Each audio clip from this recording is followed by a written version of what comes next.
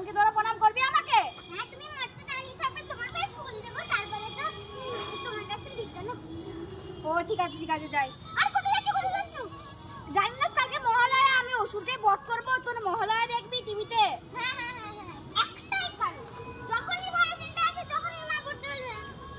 ঠিক আছে সবাইকে আমি বলে দেবো, জানে একদিনকার জন্য তোর ছুটি থাকে।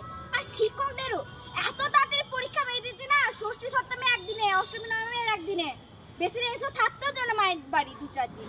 গণেশটা বড় পড়তেও চায় না, মেরে পড়তে বসতে হবে। যাই আমি এখন, ওষুধ দেখা যাবে। হ্যাঁ ঠিক আছে। অসুর ঘর থেকে বেরো, অসুর। কে রে? আমি দুর্গা। তুই আমায় বধ করতে আসিস? হ্যাঁ, প্রতি বছর আমিই তোকে বধ করবো, এবারে তো তোকে বধ করবো আমি। আমি এক সপ্তাহ চান করিনি, আমায় বধ করে দেখা। গায়ে কি গন্ধ, তাই ভাবি কোথায় কি মরেছে। চান করিস কেন?